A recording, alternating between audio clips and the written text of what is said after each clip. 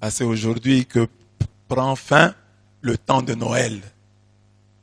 Donc, avec la fête du baptême du Seigneur, on clôture le temps de la nativité. En ce dernier dimanche du temps de Noël donc, nous célébrons le baptême du Seigneur. Vous verrez qu'après la messe, demain quand vous viendrez, vous ne trouverez plus la crèche. On l'enlève du dimanche du baptême du Seigneur. Alors ce baptême du Seigneur, vous vous demandez, mais pourquoi Jésus est né il n'y a pas longtemps? Et maintenant aujourd'hui, il est déjà baptisé. Oui, parce que comme je vous l'ai dit, le jour de l'épiphanie, le dimanche dernier,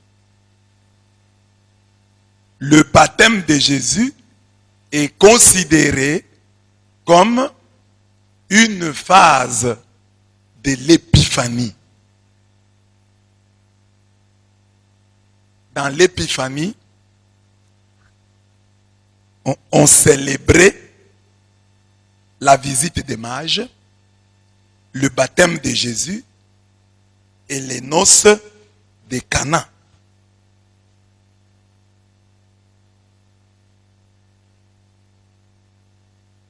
La visite des mages, Jésus se manifeste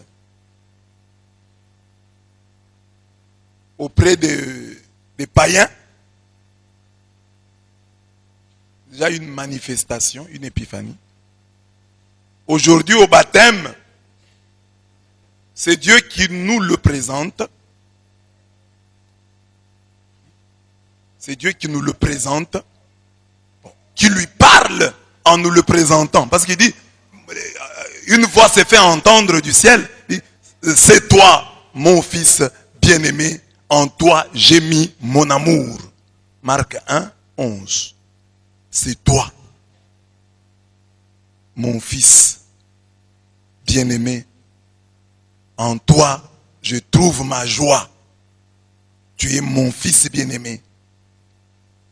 La voix vient des cieux et tout le monde l'entend. Et la voix dit quoi?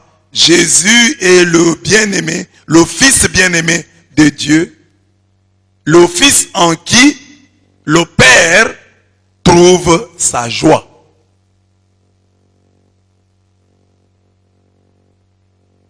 Mais avant la présentation du Père, ou cette parole du Père adressée au Fils, mais qui est une parole de présentation, d'intronisation, Jean-Baptiste nous présente Jésus comme celui qui va nous plonger dans le Saint-Esprit. En Luc 3, 16, il dit, c'est lui qui va nous plonger dans l'esprit et le feu. Dans l'esprit et le feu. D'où notre thème, la plongée en Dieu. Nous voulons donc saisir l'occasion que Dieu nous offre de méditer sur le baptême de son Fils pour méditer sur notre propre baptême. Car comme vous l'avez entendu dans la prière introductive, dans la collecte, on a dit qu'il inaugure le baptême nouveau. À travers ce baptême, c'est l'inauguration du baptême nouveau, du baptême chrétien. Voici venir derrière moi celui qui est plus fort que moi. Je ne suis pas digne de m'abaisser pour défaire la courroie de ses sandales. Moi, je vous ai baptisé, je vous ai plongé dans l'eau, je vous ai baptisé avec de l'eau, mais lui vous plongera dans l'Esprit Saint. Il vous plongera dans l'Esprit Saint et dans le feu. Amen. C'est ça notre thème, la plongée en Dieu. C'est ça notre définition du baptême. Le baptême est une plongée en Dieu. Le baptême est une plongée dans le Saint-Esprit. Une plongée dans le feu. Amen. Dieu, à travers le baptême, nous plonge en lui. Nous plonge dans le Saint-Esprit. Nous plonge dans le feu. Amen. Jean-Baptiste dit que quand Jésus viendra, lui, Jean-Baptiste, plonge les gens dans l'eau. Mais Jésus viendra les plonger dans l'Esprit Saint. Et l'Esprit Saint est Dieu dans le feu. Parce qu'un chrétien, c'est par là qu'on va. Si on nous a plongé dans l'eau du baptême, nous avons été plongés en Dieu. L'eau, c'est la vie. Le Saint-Esprit est Seigneur et il donne la vie. Si nous avons été plongés en Dieu, ça doit se voir. Ça doit se remarquer. Mais si dans ta vie tu vois qu'il y a autre chose, tu es plongé dans autre chose qu'en Dieu, il y a alors un problème. Donc tu n'as pas été plongé en Dieu. Toi tu as été plongé dans d'autres. En français on dit, il est plongé dans la boisson. Il est plongé dans les femmes. Il est plongé, elle est plongée dans les hommes. Il est plongé dans le vol. Il est plongé dans le péché. Et toi, tu dois sortir d'ici en disant, je suis plongé en Dieu. Je suis plongé dans le Saint-Esprit. Je suis plongé dans le feu de Dieu. Plongé. Et c'est ça, un chrétien. Un chrétien, c'est pas d'abord tout ce que nous définissons là. Oh non, c'est quelqu'un qui ne fait pas ceci, c'est quelqu'un qui ne fait pas cela. Le chrétien, on le voit d'abord par rapport à ce en quoi il est plongé. En celui en qui il est plongé. Est-il plongé en Dieu? Oui, c'est un chrétien. C'est ça en fait le baptême. Être plongé en Dieu. Parce que je suis plongé en Dieu. J'ai été baptisé pour être plongé en Dieu. Je suis plongé en Dieu où Dieu n'est qu'une activité superfétatoire. C'est quand j'ai tout fait que je me souviens de Dieu à la fin. Où Dieu est le principal. Je suis plongé en Dieu. Dieu d'abord. C'est ça le chrétien. Dieu d'abord. Quand je vois mon travail, je regarde mes études et je vois, moi je suis plongé dans mon travail. Par rapport à Dieu, je suis plongé plus dans mon travail qu'en Dieu. Donc je ne suis pas chrétien. Je suis plongé plus dans mes affaires qu'en Dieu. Je ne suis pas un chrétien. Le chrétien, c'est celui qui est plongé en Dieu. Plongé en Dieu. Pas autre chose. Plongé en Dieu. Et le reste là me suit dans mon plongeon là. Le travail me trouve plongé en Dieu. Les études me trouvent plongé en Dieu. Le mariage me trouve plongé en Dieu. C'est dans le plongeon que je trouve le travail, que je trouve tout le reste. Mais je suis premièrement, d'abord, principalement plongé en Dieu. Plongé en Dieu. Plongé en Dieu. Que Dieu ne soit pas un appendice de notre vie. Dieu doit être le pain. Pour un baptisé, c'est ça. C'est ça qui fait la marque du baptisé. La marque du baptisé, c'est pas toutes ces choses-là. Est-ce que depuis que tu as cru, est-ce que quand on t'a plongé dans le baptême, t'as-t-on plongé en Dieu? Si tu sens que oui, en tout cas depuis ce jour-là, je suis plongé en Dieu, parce que c'est Dieu, c'est que pour les autres, le schéma, le foufou, c'est ce que plus ou moins Dieu est pour moi. Plus que cela. C'est-à-dire que si je n'ai pas Dieu, mais j'ai toutes ces choses-là, je ne suis pas à l'aise. Je sens que quelque chose me manque. Plongez en Dieu. Plongez en Dieu. C'est notre thème. Alors, dans ce thème, comme toujours, les jours du baptême de Jésus, j'en profite pour aborder des questions polémiques. Alors aujourd'hui, je les ai mises en première position Donc le premier point et le deuxième point, j'aborde les questions polémiques avec un supplément. L'enseignement d'aujourd'hui, vous vous souviendrez, a toujours un supplément. Il y a 2 feuillets.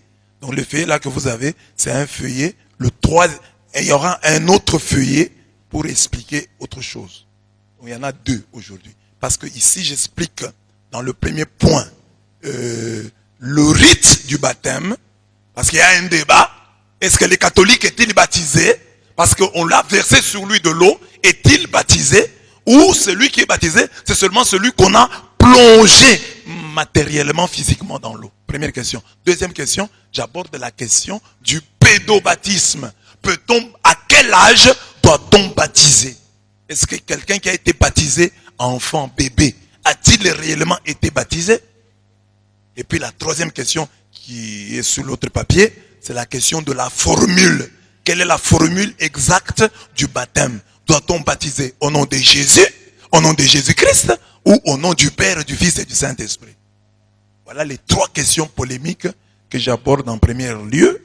Et puis après, en premier lieu, et puis après je vais aborder maintenant les lectures. Les lectures du jour là, c'est le 3e point de notre enseignement. 3, 4 et 5. C'est par là que je terminerai. 3 points polémiques. Alors profitez-en pour apprendre.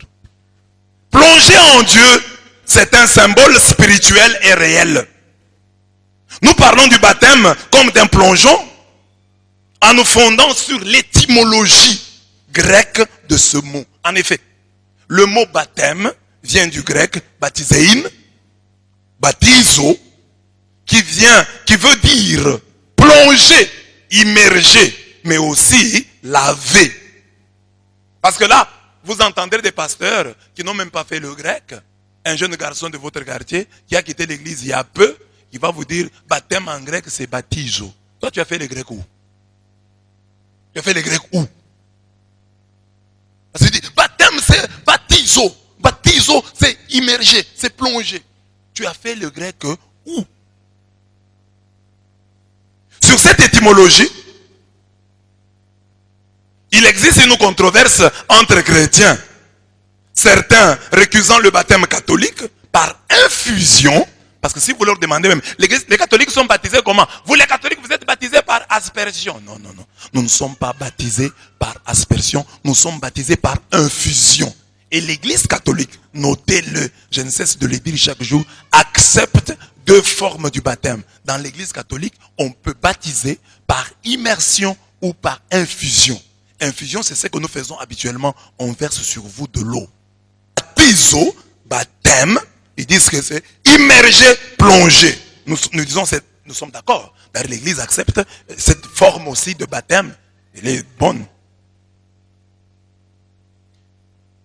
Sur cette émologie, j'ai dit ici, il y a un débat entre catholiques. Donc, ils disent que nous baptisons par infusion, alors que nous baptisons par... Ils disent que nous baptisons par aspersion, alors que nous baptisons par infusion.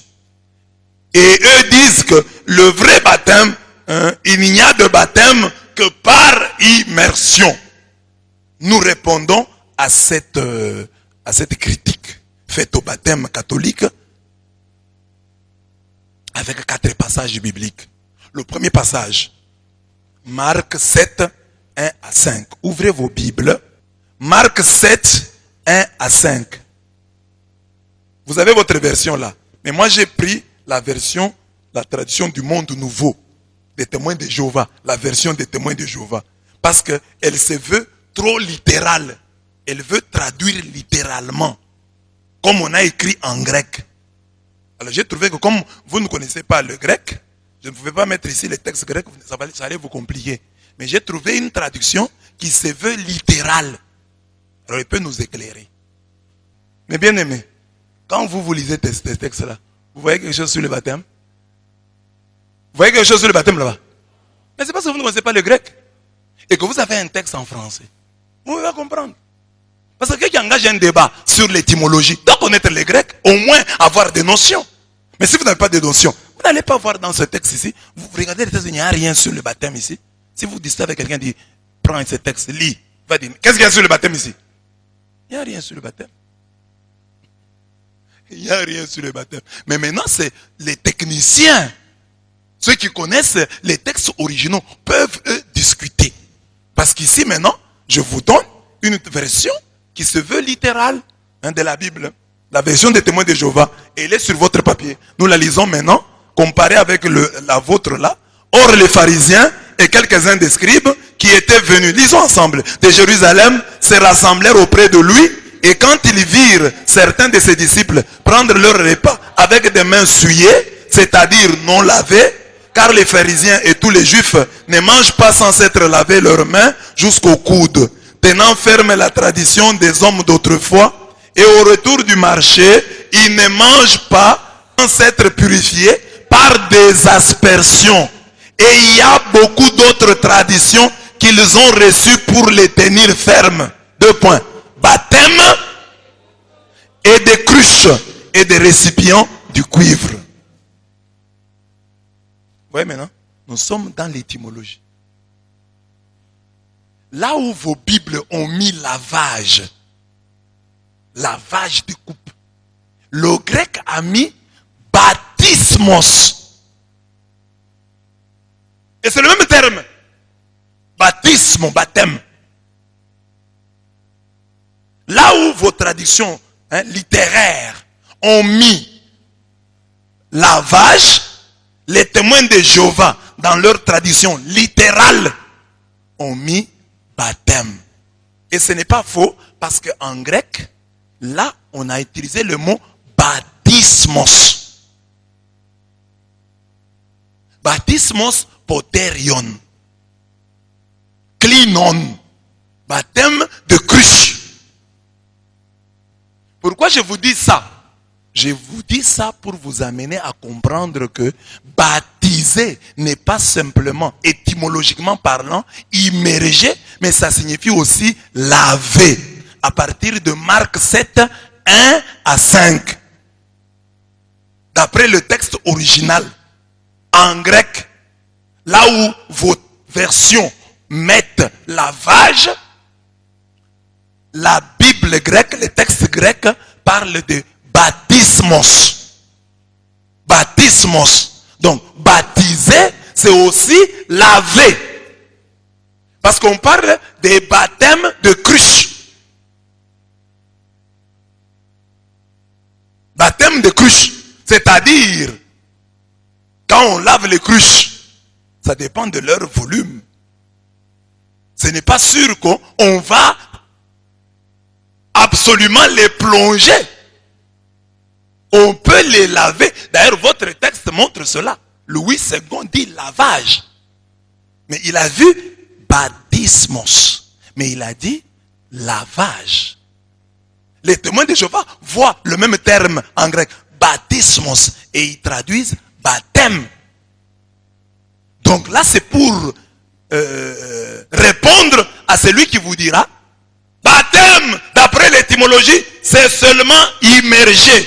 Dites-lui, ce n'est pas seulement immergé. Regarde dans ta Bible. Mais vous aurez du mal parce que ni vous ni lui, vous ne connaissez le grec.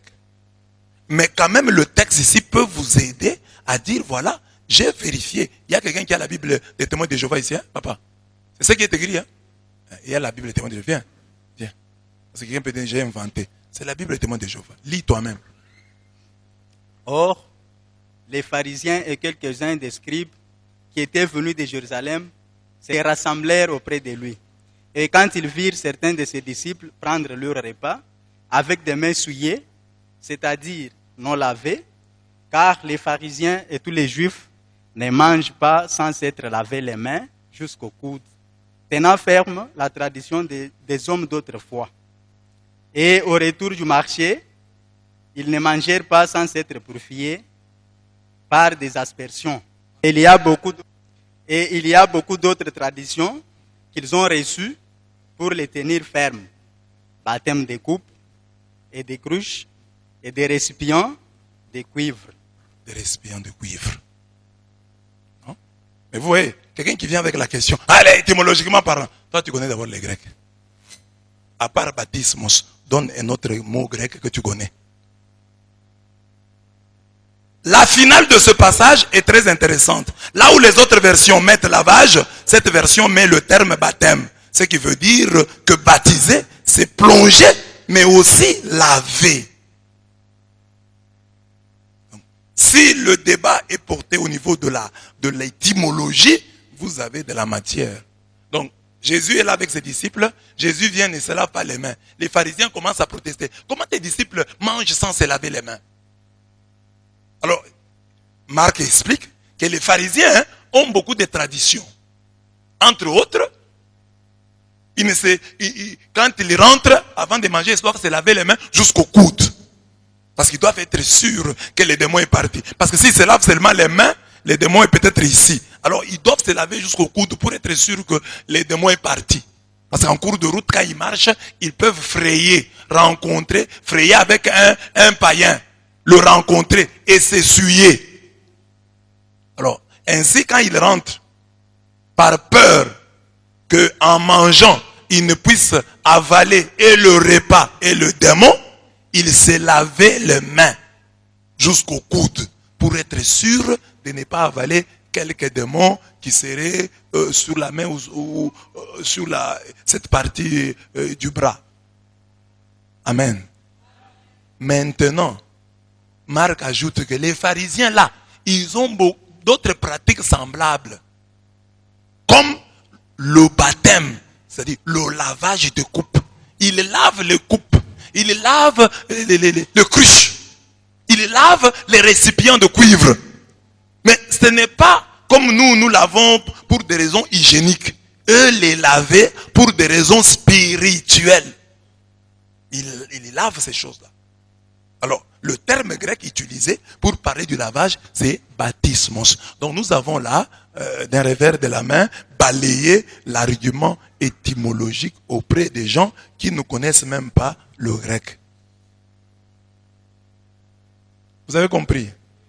Vous avez compris? Bon, là c'est étymologique. Je suis en train d'expliquer quoi? Que le baptême, ce n'est pas seulement immerger. Le baptême, c'est laver. Donc comme étymologiquement parlant, on a pris la coupe. On pouvait prendre la coupe et la laver, verser sur elle de l'eau. Verser de l'eau sur la coupe. Mettre de l'eau dedans. Et verser, nettoyer. De la même manière, on peut parler du baptême pour tout celui sur qui on a versé de l'eau.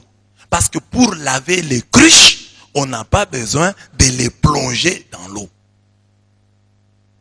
On peut, tout comme on ne peut pas. Premier exemple. Deuxième texte. 1 Pierre 3, 20 à 21.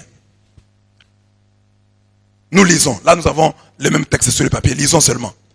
Au jour de Noé, au jour où Noé construisait l'arche, dans laquelle un petit nombre, en tout 8 personnes, furent sauvées à travers l'eau.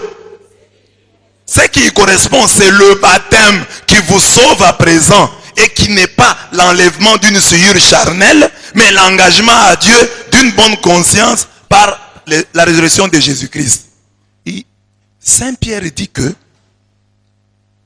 quand Noé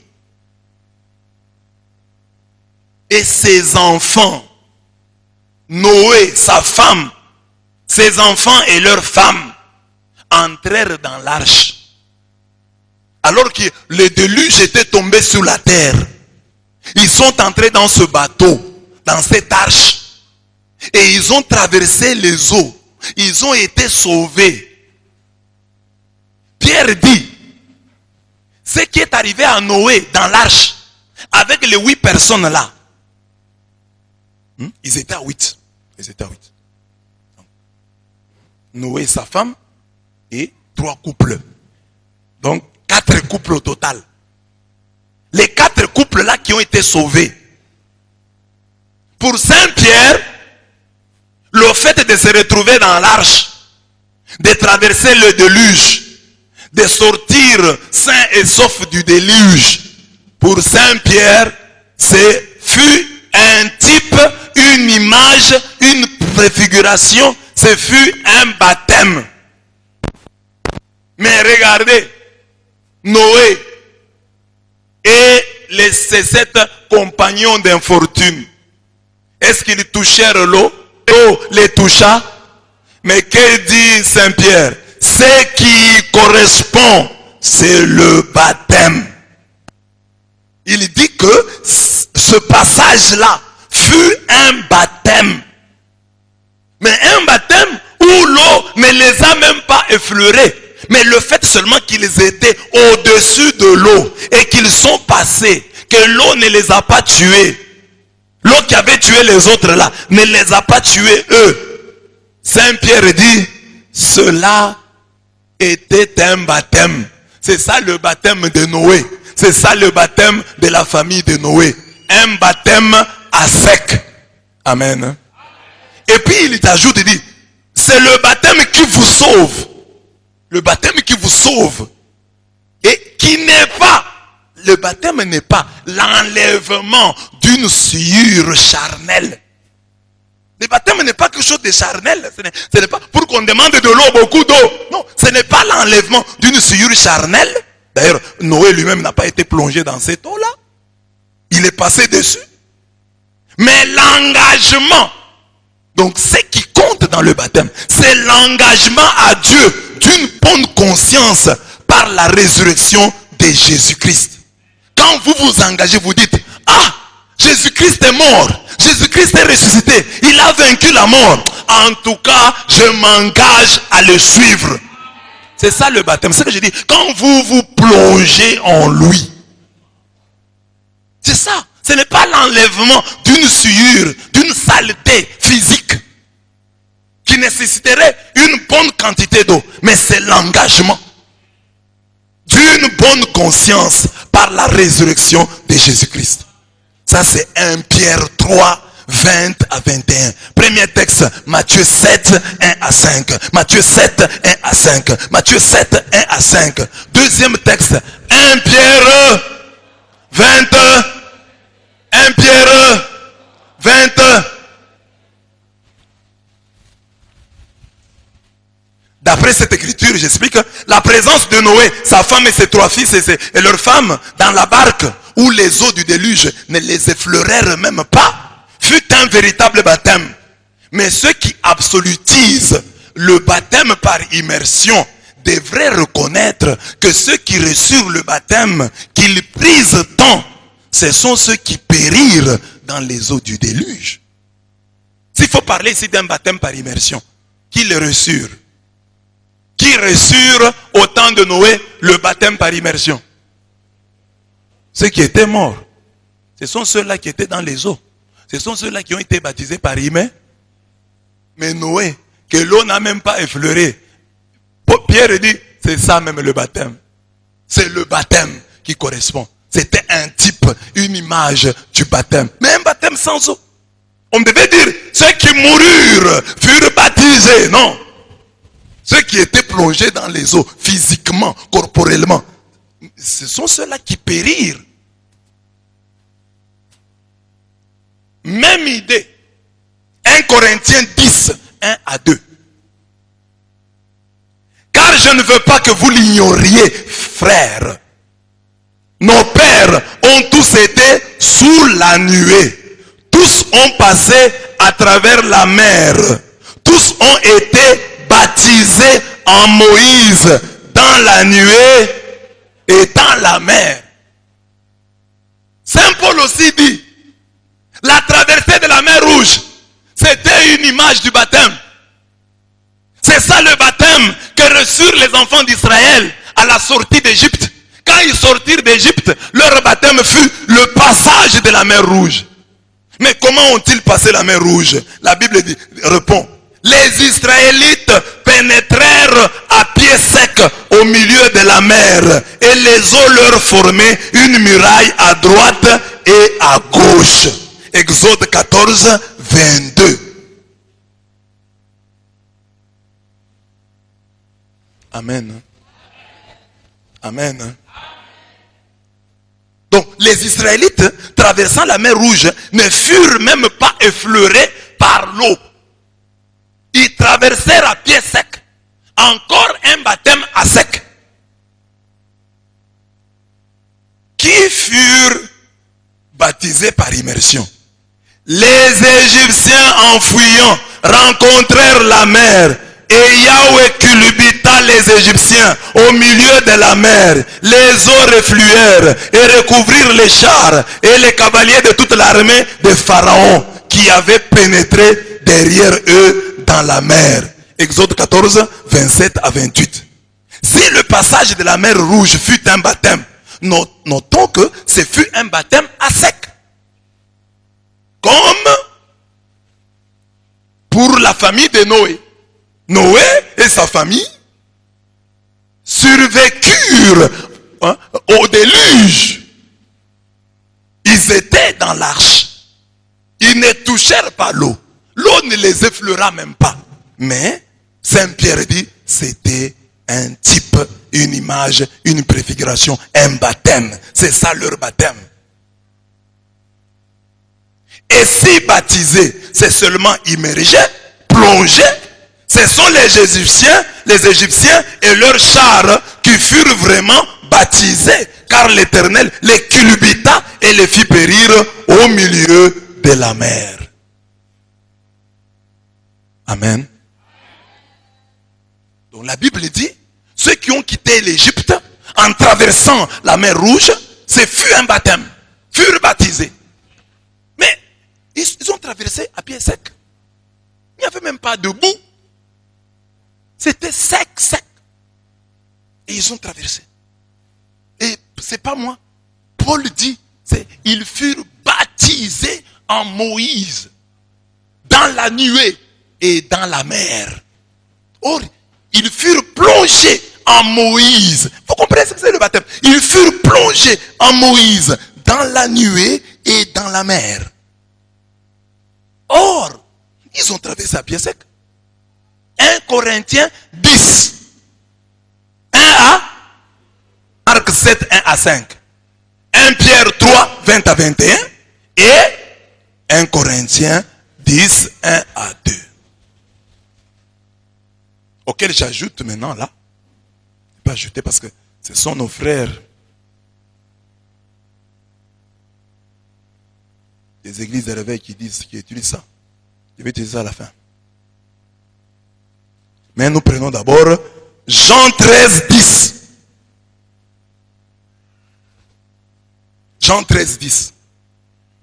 C'est Jésus qui parle. Qui s'est baigné n'a pas besoin de se laver. Il est pur tout entier. Vous aussi, vous êtes purs, mais pas tous.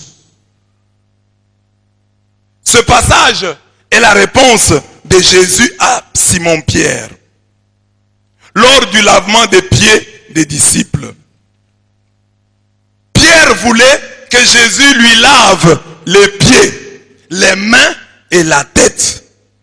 Et Jésus lui rétorque que ces lavements à lui, celui-ci, le lavement des pieds, et pourquoi pas le baptême, sont des pratiques spirituelles et non charnelles. Ceux qui sont en Jésus-Christ doivent savoir qu'ils sont déjà purs grâce à la parole qu'il nous a dite. Parce que Jésus dit, mais Pierre, tu as écouté la parole de Dieu. Tu es déjà pur. Tu n'as pas besoin qu'on te lave tout le corps. Moi, je lave les pieds. C'est un symbole. Nous sommes dans le domaine spirituel. Quand je te lave les pieds, crois que je t'ai lavé tout le corps. D'ailleurs, avant même de te laver les pieds, la parole que je t'ai annoncée là, t'a déjà pu purifier. Donc la parole de Dieu purifie. Mais comme l'homme est un être de chair et de sang, il a besoin de sentir. Voilà pourquoi on lui verse de l'eau. On pouvait baptiser avec la parole. Ce serait un baptême valide. Mais au moins, ici on dit, bon, comme Jésus a utilisé l'eau, alors nous utilisons aussi l'eau. Et l'église catholique enseigne ça. On dit par exemple, les enfants qui suivent la catéchèse. Un catéchumène. Il est en train de suivre la catéchèse. Et le jour où il vient à la catéchèse, le baptême c'est prévu par exemple le dimanche. Vendredi, ou enfin dans un mois, dans 3 mois, je ne sais pas. Quelle que soit la date. Mais l'enfant est en train de suivre la catéchèse pour recevoir le baptême. L'église catholique enseigne que si, durant cette préparation-là, l'enfant meurt, l'église considère qu'il a été baptisé. Son désir là de baptême fait office de baptême. Le désir qu'il avait. Cet enfant-là sera considéré comme baptisé, même si, par ailleurs, de son vivant, on n'a pas versé de l'eau sur lui. Hein? Le désir du baptême, c'est comme, on parle dans l'église du baptême de désir. Le désir du baptême fait le baptême de désir. Nous sommes dans le domaine spirituel. Et ce sont les églises qui enseignent la spiritualité, qui se disent que nous sommes des églises spirituelles, qui aujourd'hui sur cette question, tout d'un coup ils deviennent charnels. Il faut beaucoup d'eau pour que le baptême soit réel. Dans les autres choses, ils deviennent spirituels. Quand il s'agit du baptême, ils deviennent matériels et charnels. Amen. Amen. Alors je donne un texte qu'ils interprètent. Jean 5. À la piscine de Bethesda. Cet homme qui était malade depuis 38 ans. Nous sommes dans Jean 5. Jean 5. 7. Il dit à Jésus, je n'ai personne pour me jeter dans la piscine quand l'eau est agitée. Et pendant que j'y vais, un autre descend avant moi. Jésus pouvait l'aider. Ce n'est pas le baptême, mais il y a l'eau là-bas. Il n'y a pas de baptême là-bas, mais il y a l'eau. Cet homme dit, moi, je suis ici. On m'a dit qu'il y a un ange qui descend dans l'eau. Il remue l'eau. Quand vous entrez le premier, vous êtes guéri. Mais moi, je n'ai personne qui puisse me jeter là-bas. Mais Jésus pouvait venir dire, moi, Jésus, je te jette dans l'eau. Jésus l'a-t-il jeté dans l'eau? Jésus l'a-t-il jeté dans l'eau? Qu'est-ce que Jésus lui a dit? Lève-toi, prends ton lit et marche. Aussitôt, cet homme fut guéri. Il prit son lit et marcha. Les autres sont passés par le cycle long de se jeter dans l'eau. Lui passe par le cycle court de la parole de Jésus-Christ. Lève-toi, prends ton lit et marche. Les autres, pour être sauvés, devaient passer par l'eau. Mais lui, j'ai déjà prêché ça. Il y a un dimanche, pendant le carême, il y a un jour où nous lisons ces textes et nous lisons Ézéchiel 47, je crois. Du baptême, j'étais un cinquième, donc il y en avait 4, j'ai ajouté un cinquième, donc vous pouvez ajouter au stylo, là, Jean 5, 3, verset 3, vous sautez 7 à 8. Comme ça, vous avez l'idée. Avec ça, vous pouvez discuter avec quelqu'un, lui dire, voilà, nous avons un cas ici. Tout le monde devait passer par l'eau, mais lui, Jésus l'a guéri, il n'est pas passé par l'eau. Donc, et vous chantez, vous dites, miracle à Okaoka. C'est un argument supplémentaire. Mais les textes les plus fondateurs sont les 4 que j'ai donnés. Hein? Marc 7, 1 à 5. 1 Pierre 3, 20 à 21. 1 Corinthiens 10, 1 à 2. Jean combien? Jean 13, 10. Sur les lavements des pieds. Alors, nous retenons donc ici que la question du rite, nous l'avons évacué. Et quand vous voyez seulement l'esprit de Jésus-Christ, l'esprit de Jésus-Christ est conforme à ce que nous faisons. Si par exemple vous allez chez Jésus-Christ, dites à votre voisin, sois un peu Jésus-Christ. Bon, maintenant toi tu es Jésus. Peut-être que tu connais Jésus. Alors vous allez chez Jésus avec un débat. Jésus, celui-ci dit que le vrai baptême c'est être plongé dans l'eau. Moi, j'ai dit que le vrai baptême, c'est avoir reçu de l'eau versée sur sa tête. Qu'est-ce que tu dis? Imaginez un peu la réponse de Jésus. Jésus peut répondre quoi? Tel que vous connaissez Jésus. Non, non, répondez. C'est ça l'esprit. L'écriture doit être comprise ainsi. Pas avec l'esprit de Jésus. Parce que vous connaissez Jésus. C'est comme la Bible ici va dire ça. Il y a des gens qui tapent juste. Donc, il y a des gens qui connaissent mon esprit. La Bible ici va refuser. Ici va accepter. Alors, je te pose la question. Jésus, il y a un débat. Vous allez chez Jésus. Jésus, lui dit que le vrai baptême, c'est par immersion. Moi, j'ai dit que le vrai baptême, c'est par infusion. Tu dis quoi? Imaginez la réponse de Jésus. Donnez la réponse de Jésus à votre voisin. D'après moi, Jésus dirait. Jésus va dire quoi? Comment Jésus va trancher cette question? Parce que nous avons des babes. Les babes qui ont été plongées dans l'eau. Est-ce que tous les babes sont restés babes? On a versé sur toi de l'eau.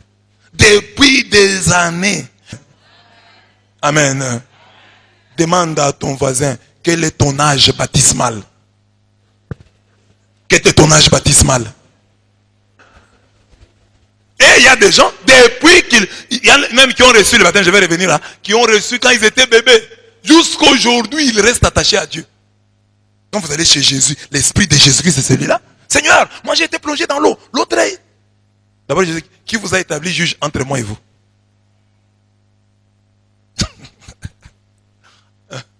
L'esprit de Jésus-Christ, c'est ça. Donc il faut connaître l'esprit de Jésus-Christ. Il va nous ramener à l'essentiel. Il ne va pas s'arrêter au rite. Spirituellement, qui est dans le vrai? Alors, comme catholique, la meilleure défense de ton baptême, c'est ta vie. C'est ton engagement. C'est ce que tu es. Tu n'as pas besoin de dire, oh moi, mon baptême est faux. Mais parce que si quelqu'un voit que tu es vrai chrétien, il ne va même pas poser la question de ton baptême. Les gens posent la question de nos baptêmes quand ils voient nos vies problématiques. Mais si toi, à l'école, tout le monde corrompt, tu ne corromps pas. Tout le monde se méconduit, tu ne te méconduis pas. Et toi, tu es le catholique. Les gens vont te respecter. Ils vont se taire. C'est ça la vie d'un catholique. C'est pas que tu sois, oh je connais les versets, si je vous donne, c'est parce que vous faites discuter avec quelqu'un. Mais ça c'est pour la consommation extérieure. Mais le plus fondamental, c'est votre propre vie. Je suis baptisé. Est-ce que je suis plongé en Dieu? Un branamiste qui me voit. Je suis en classe, je suis au travail, je suis entouré de branamistes, de pentecôtistes. Est-ce qu'au travail là, moi je donne un témoignage chrétien? Est-ce que moi, je défends ma vie, défend-elle mon baptême au milieu de ces gens? Ma vie doit défendre mon baptême. Je n'ai même pas besoin de parler. Il faut, quand ils viennent avec des arguments bibliques, moi je leur sorte, je leur montre des arguments existentiels. J'ai dit, nous sommes avec vous ici. Même si je ne parle pas. Qu'en matière de prière, quand eux se lassent de prier, moi je prie. Quand eux se fatiguent de prier, moi je prie. Quand eux se lassent de lire la Bible, moi je la lis. Quand eux se lassent d'adorer, moi j'adore. C'est ça la meilleure manière de leur fermer la bouche. Mais tu peux te retrouver dans ta famille. Toi tu es le catholique. C'est toi le médiocre qui n'aime pas la prière. Quand on prêche, tu dors. Quand on commence à prier, tu dors. Quand on parle de Dieu, ça t'ennuie. C'est toi qui es à la télévision. Quand on met une émission, on prêche la parole de Dieu. Enlevez ça. Mettez Ouera. Est-ce que tu défends ton baptême? Quand il y a corruption, c'est toi le premier à corrompre. 6e examen d'état, c'est toi qui corromps.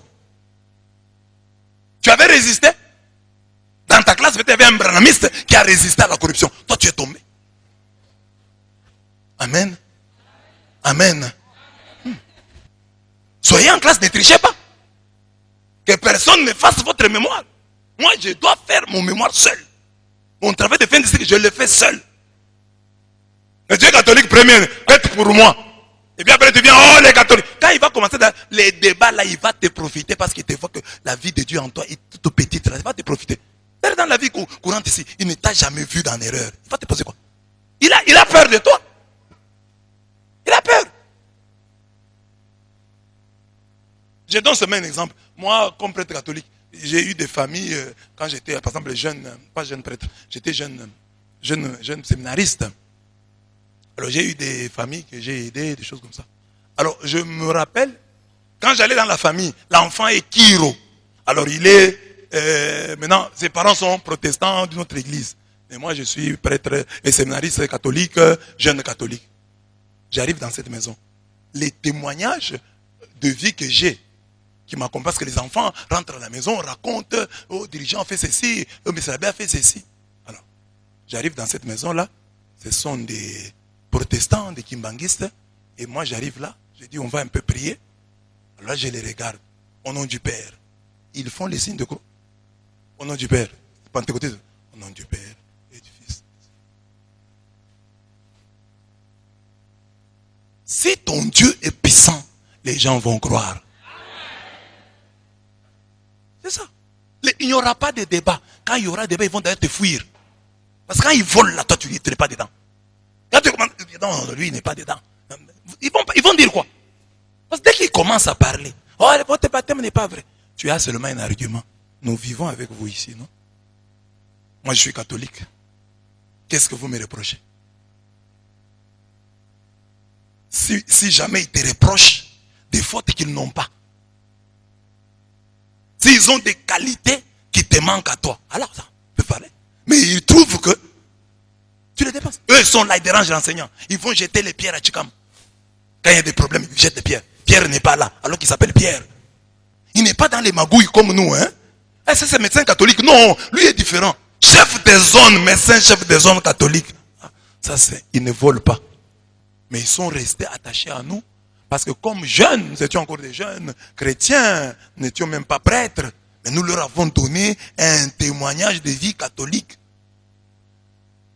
Donc ils ne peuvent pas aller là-bas raconter des histoires. Dans l'église catholique, nous les avons nourris de la parole. Ils étaient avec nous, on leur parlait de Dieu. Les premières Bibles qu'ils ont reçues, ils les ont reçues de nous. Nous leur avons donné la première Bible. Ils ont appris à chercher les versets dans la Bible. Même s'ils parlent en mal de l'église, mais quand ils arrivent, ils vont se retenir. Ils vont se souvenir. Et maintenant, à la faveur des vidéos, il y en a beaucoup qui disent, maintenant quand ils voient la vidéo, ah, c'est mon père spirituel. Je suis leur père spirituel, mais ils ont déjà quitté l'église catholique. Mes chers frères, le baptême ne se défend pas avec les versets. On peut les défendre théoriquement avec les versets. Mais notre baptême se défendra par la beauté de notre vie. Si réellement tu as rencontré le Christ, si réellement à ton baptême tu as été plongé en Dieu, ça se verra. Ça ne se discutera pas. Quelqu'un peut discuter avec toi de loin sur les réseaux sociaux. Mais s'il vient rester à tes côtés, il va voir que non, cet homme a même plus de Dieu que moi. Il est plus proche de Dieu que moi. C'est cela qui défendra votre baptême. Dites-vous partout où vous allez. Vous qui avez reçu le baptême par infusion, que vous en êtes les grands défenseurs, que vous en êtes les grands témoins. Défendez ce baptême-là. Par la beauté de votre vie. Ne vous oubliez pas quand vous êtes dans certains milieux, vous pensez que tous ces gens-là vous observent. Et ils utiliseront les péchés que vous commettez avec eux pour vous dire que votre baptême est faux. Amen. Donc nous avons donné les textes là qui montrent que le baptême, ce n'est pas la quantité d'eau. Et soyez la preuve que ce n'est pas la quantité d'eau qui fait le baptême. Parce que si vous avez déjà rencontré le Christ, vous n'avez même plus besoin. Il a dit ça à Pierre. Tu n'as plus besoin. Tu m'as déjà rencontré moi. Moi je suis l'eau. C'est moi l'eau. C'est moi l'eau qui lave. Ma parole lave. Dès que vous avez rencontré le Christ, vous n'avez pas besoin d'eau. Oui, le rite là, il y a des gens qui sont baptisés, sur qui on a versé de l'eau, mais qui ne le sont pas en réalité, qui n'ont jamais rencontré le Christ. Parce que la grâce de Dieu peut être là, mais toi tu n'es pas là. Dieu qui nous a créés sans nous, ne peut pas nous sauver sans nous. Tous les baptisés n'iront pas au ciel. Il y a des gens qui sont baptisés, mais qui iront en enfer. Que ce soit des baptisés catholiques, ou des baptisés protestants, ou des baptisés pentecôtistes. Tous n'iront pas au ciel. Et ceux qui ont été immergés, eux sur qui on a versé de l'eau, tous n'iront pas au ciel. Ce n'est pas le baptême comme rite qui va t'ouvrir les chemins du ciel. Mais le baptême comme engagement. C'est ce baptême-là. Le baptême comme nouvelle naissance. Voilà le baptême qui va t'ouvrir les portes du ciel. Amen. Amen.